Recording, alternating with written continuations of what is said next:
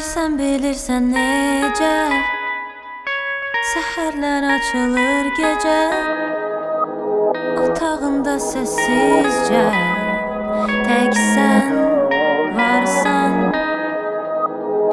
Gözlər səni tapır, dillərdə dolaşır adın. Onların həyatında sanki tək sən varsan.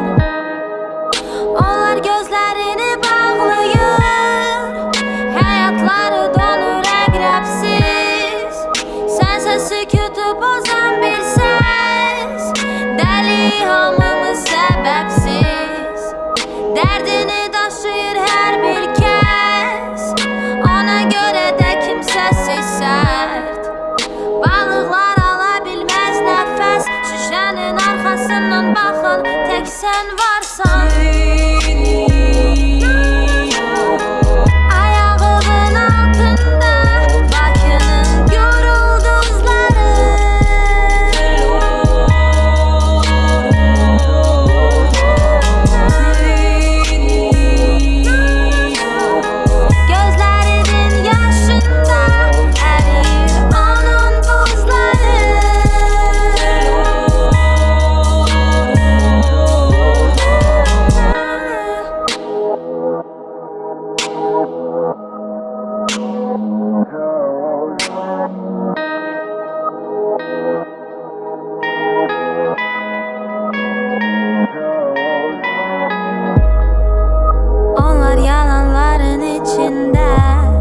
Quşlar qəfəsdə, təki istidə, ölü insanlar şəhərində, tək sən sağsan.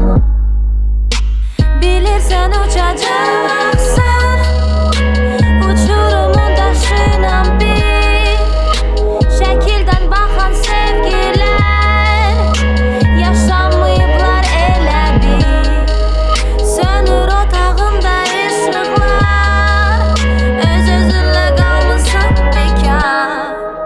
qorxudan birinci qapanlar, bilirlər ki aralarında tək sən insansan. Ayağımın altında Bakının gür ulduzları,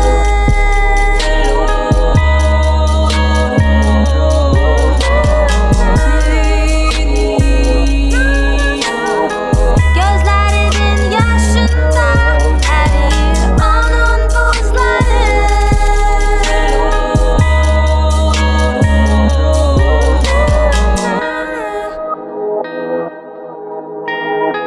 Gözlərimin yaşında ərir